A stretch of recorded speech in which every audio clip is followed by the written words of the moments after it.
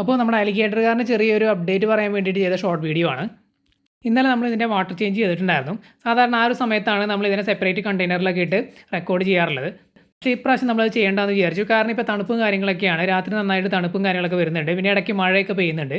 പിന്നെ സെപ്പറേറ്റ് കണ്ടെയ്നറിലേക്കൊക്കെ പിടിച്ച് മാറ്റി സ്ട്രെസ് അടിപ്പിക്കേണ്ടതെന്ന് വിചാരിച്ചു. അതുകൊണ്ട് നമ്മൾ ഇന്നലെ പെട്ടെന്ന് തന്നെ വാട്ടർ ചേഞ്ച് ഒക്കെ ചെയ്ത് ആളെ തിരിച്ച് ഈ കണ്ടെയ്നറിലേക്ക് തന്നെ ഇട്ടു. കുറച്ച് നാൾ മുമ്പ് നമ്മളൊരു ഡൈജസ്റ്റീവ് പ്രോബ്ലം ഇതിന് വന്നതിനെക്കുറിച്ച് പറഞ്ഞിട്ടുണ്ടായിരുന്നു. ആ ഒരു സംഭവം പിന്നീട് റിപ്പീറ്റ് ചെയ്തിട്ടില്ല. കാരണം നമ്മൾ ഫുഡ് കാര്യങ്ങളൊക്കെ നല്ല കെയർഫുൾ ആയിട്ടാണ് കൊടുക്കുന്നത്. മെയിനായിട്ട് നമ്മൾ ഈ ഒരു വീഡിയോ ചെയ്തത് ഇതിൻ്റെ ഗ്രോത്ത് അപ്ഡേറ്റ് പറയാൻ വേണ്ടിയിട്ടാണ്. അപ്പോൾ നമ്മളിതിനെ വാങ്ങിയിട്ട് ഏകദേശം 6 മാസമായിട്ടുണ്ട്. അപ്പോൾ നമ്മൾ വാങ്ങിയപ്പോൾ ഇതിൻ്റെ സൈസ് എന്ന് പറയുന്നത് ഏകദേശം ഒരു 4.5 ഇഞ്ച് സൈസായിരുന്നു. ഇപ്പോൾ ഒരു 7-7.5 ഇഞ്ച് ആയിട്ടുണ്ട്.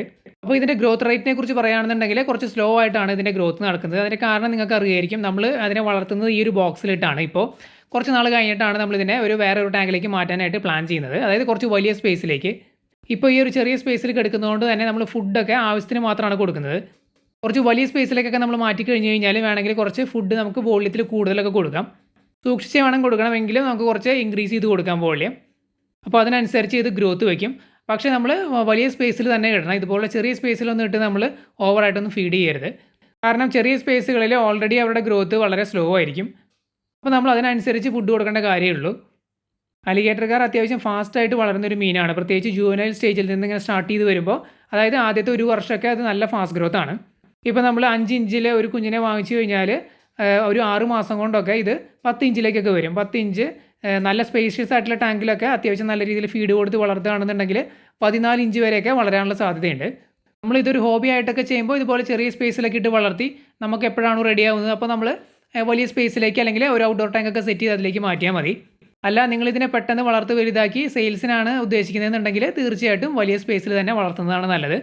ലോ ഗ്രോത്ത് ആകുമ്പോൾ എന്താ സംഭവിക്കണമെന്ന് എല്ലാവർക്കും അറിയാം. അതായത് നമ്മളിതിനെ സെയിലാക്കാനായിട്ട് ഡബിൾ ടൈം എടുക്കുകയും ചെയ്യും. അതുപോലെ തന്നെ അത്രയും നാൾ നമ്മളിതിനെ ഫീഡ് ചെയ്യേണ്ടിയും വരും. അതുകൊണ്ട് എപ്പോഴും ഇതുപോലുള്ള മോൺസ്റ്റർ ഫിഷുകളൊക്കെ വളർത്തുമ്പോൾ അത്യാവശ്യം സ്പേഷ്യസ് ആയിട്ടുള്ള ടാങ്കിൽ തന്നെ വളർത്തുക. പ്രത്യേകിച്ച് സെയിൽസ് മെയിനായിട്ട് ഫോക്കസ് ചെയ്യുന്ന ആൾക്കാർ. അപ്പോൾ നമ്മൾ നേരത്തെ പറഞ്ഞതാണ് ഇതിൻ്റെ ഗ്രോത്ത് അപ്ഡേറ്റ് എന്ന് പറയുന്നത്. നമ്മൾ 4.5 ഇഞ്ച് സൈസിൽ വാങ്ങിയിട്ട് ഇപ്പോൾ ഇത് 7-7.5 ഇഞ്ച് സൈസ് ആയിട്ടുണ്ട്. ആൾ നല്ല ആക്റ്റീവാണ്. നമ്മൾ ഫുഡ് കഴിക്കുമ്പോൾ ഒക്കെ അടിപൊളിയായിട്ട് ആക്റ്റീവായിട്ട് വന്ന് ലൈവായിട്ട് തന്നെ ഫുഡ് കാര്യങ്ങളൊക്കെ എടുക്കും. വേറെ യാതൊരു ഹെൽത്ത് ഇഷ്യൂസോ കാര്യങ്ങളോ ഒന്നുമില്ല. പിന്നെ ഇത് പ്ലെയിൻ വാട്ടർ ആയതുകൊണ്ട് തന്നെ നമ്മൾ വാട്ടർ ചേഞ്ച് കൊടുക്കുമ്പോൾ കുറച്ച് ഉപ്പ് ആഡ് ചെയ്ത് കൊടുക്കുന്നുണ്ട്. നോൺ വെജ് ഫീഡ് ചെയ്യുന്ന ടാങ്കുകളിലൊക്കെ ചെറിയ രീതിയിൽ അല്ലെങ്കിൽ ചെറിയ അളവിൽ നമ്മൾ ഉപ്പ് ആഡ് ചെയ്ത് കൊടുക്കുന്നത് നല്ലതാണ്.